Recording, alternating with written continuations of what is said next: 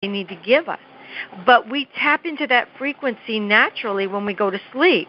All the knobs are turned to there. And so then they can come into our dream world and they can speak to us, and they often will do it in different ways to get our attention. We may see a past pet.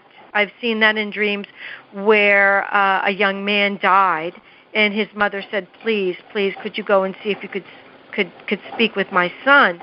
And the son was actually with a pet who told me that the son was changing bodies because he had abused his body in this life, which scared me. That really made me a little nervous. But I went back and told the mother about the cat in the dream, and she said, oh, my goodness, that was his cat when he was 5.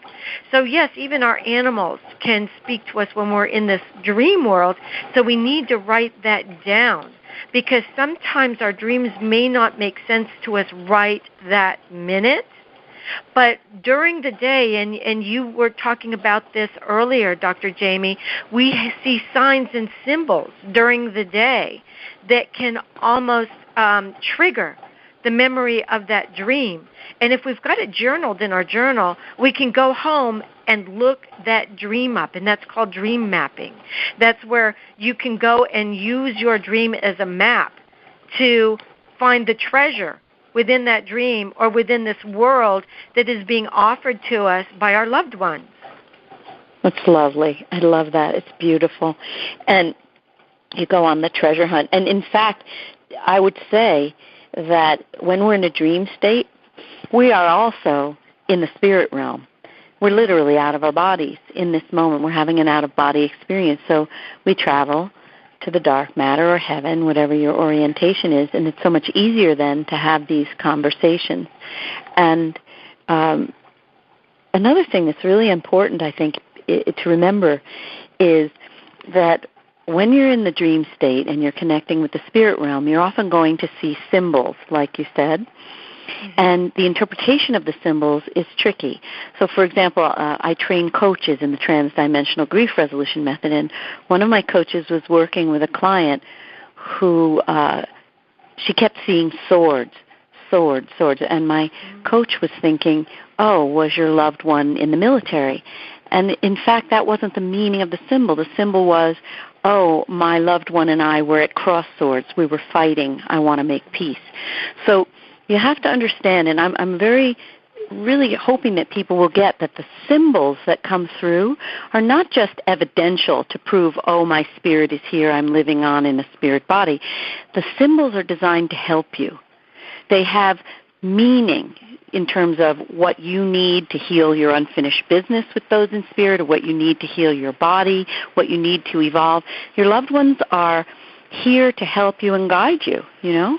They are our guides, our earthly guides, and they're not going anywhere. We are their full-time love occupation.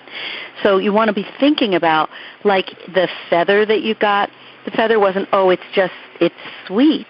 It was a symbol that led you, you know, to a specific way of confronting the doctor, you know. And it's almost like you could knock me over with a feather. You don't have to be aggressive. Just use this feather, you know, and get your point across. You're so right. You know, there's often a play on words in our dreams as well. So by writing them down, like you were talking about cross swords, they'll give you the play on words, and then they'll give you the visual that goes with it. Yes. And then they'll use it in the dream, almost like playing it out, like a play. So you've got it 3 ways, and that's your sacred number 3. And that's why it's so important, Dr. Jamie, that we learn our own dream language. Let me give you a quick example. That's beautiful. Somebody just sent me a dream by email, and they said, I just had this dream where, and I wanted to share it with you because I know you're doing another book with Dr. Larry Burke, which we are. I have to have the book proposal in by the end of this month. But that's a whole other story, but I know that my spirit guides will help me write it, so I'm not even worried.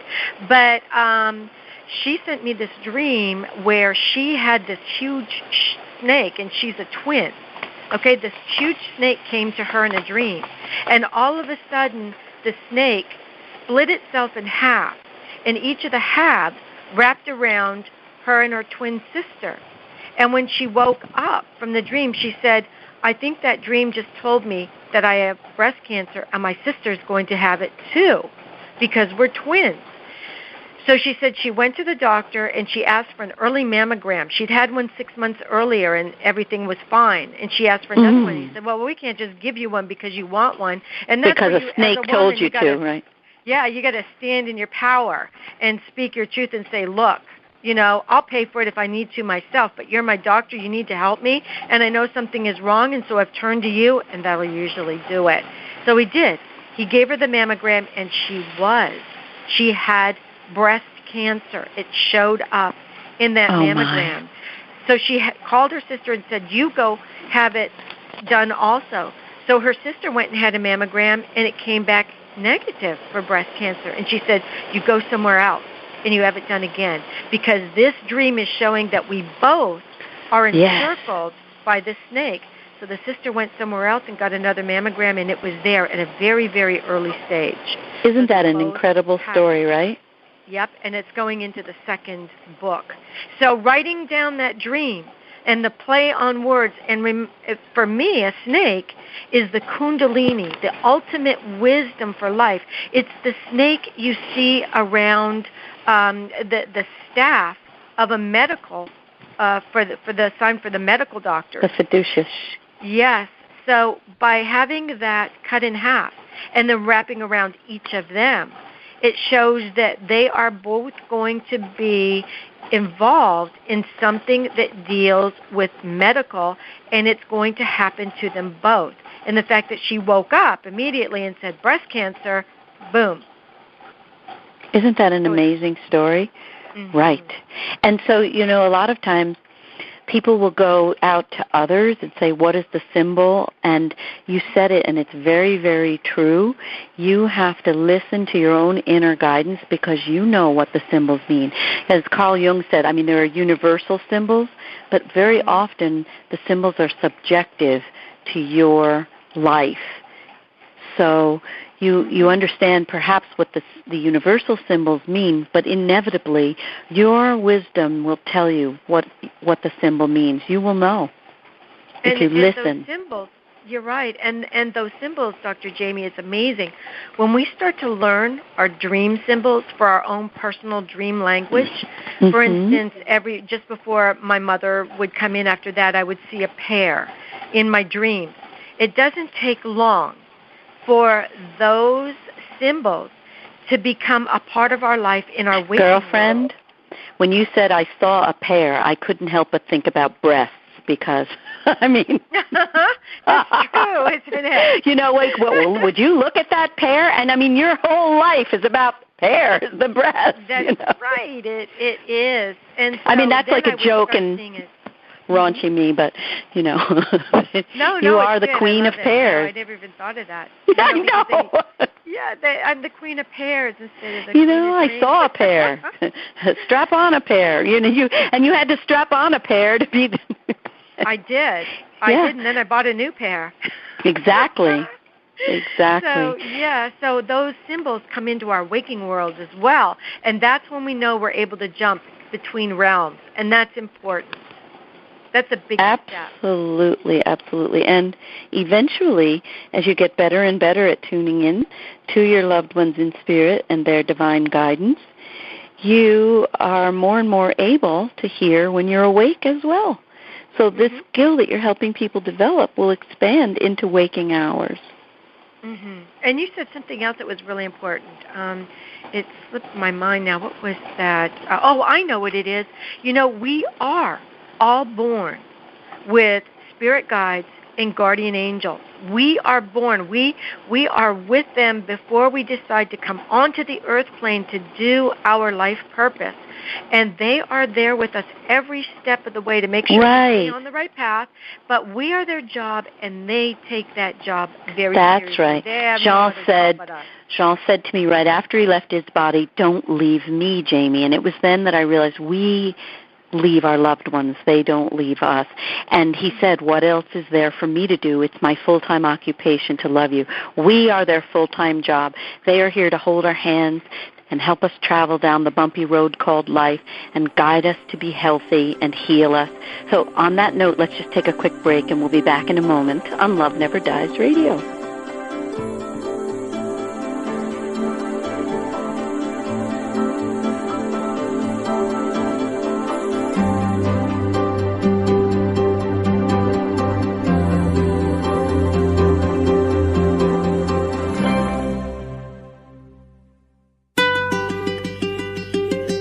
Is something missing in your life?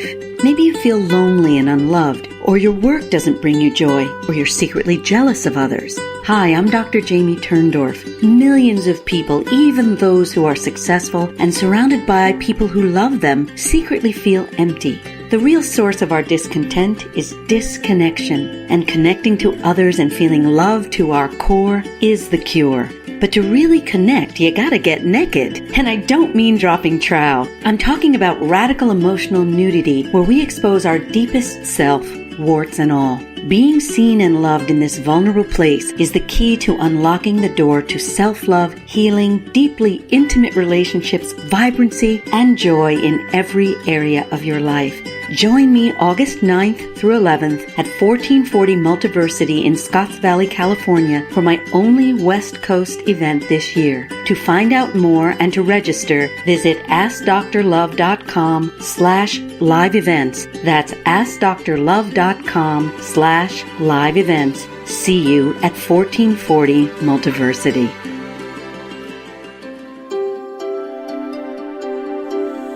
Love Never Dies is now on the Dream Vision 7 radio network every Wednesday and Thursday at 1 p.m. and 1 a.m. Eastern Time. Dr. Jamie Turndorf, also known as Dr. Love, is the #1 international best-selling author of Love Never Dies, How to Reconnect and Make Peace with the Deceased. If you're grieving the loss of a loved one, tune in and find out how to reconnect and heal any unfinished business using Dr. Turndorf's groundbreaking new Dialoguing with the Departed technique. Visit AskDrLove.com to find out more. This is Dream Vision 7 Radio Network, uniting mankind with universal love. Our shows are created from the heart, bringing each listener to a place of divine enlightenment. Breathe, relax, and enjoy. Let life flow. You're listening to Love Never Dies with Dr. Jamie Turndorf. If you can't stop crying over the bodily loss of a loved one, Dr. Turndorf's #1 international bestseller, Love Never Dies, How to Reconnect and Make Peace with the Deceased, will show you how to toss out the tissues and transform your grief into joy using her groundbreaking new Dialoguing with the Departed technique that enables you to reconnect and even heal unfinished business with those in spirit without the assistance of a medium, channeler, or psychic. Sign up for Dr. Love's free newsletter at AskDrLove.com and receive an exciting gift, a free excerpt of Love Never Dies. And now, back to Love Never Dies with Dr. Jamie Turndorf. Hello again, and welcome back to Love Never Dies. I'm talking with the lovely Kathleen O'Keefe-Canavos, 3-time breast cancer survivor and the author of the Nautilus award-winning book, Dreams That Can Save Your Life, Early Warning Signs of Cancer and Other Diseases. So, Kat, one thing that I wanted to talk about with you is the question that many people will ask, I'm sure, well, what if I can't remember my dreams? And you have that 7-letter acronym, So Dream, to help people remember the 7 steps needed to retrieve your dreams. So could you talk about those 7 steps? Certainly, yeah. It's not that, I hear people say all the time, well, I don't dream. You do dream. You do. You just don't remember them. It's an innate gift that we have. And so if you're having trouble remembering your dreams, by using this acronym, So Dream, hopefully it will help you. And if it does, email me, catcan@comcast.net, and tell me, it worked, and this is what happened, because I love to hear from people about dreams. So if you take each of the letters from So Dream, our first one is S, and that's set your intention, which is so important. You're going to go to sleep with that intention on your mind. So you've set the intention just as you set your dining room table before you eat. You're setting your dream intention before you dream. And this is part of the law of attraction. You want to attract to you what your intention is. So it might be something like you want to meet your physician within.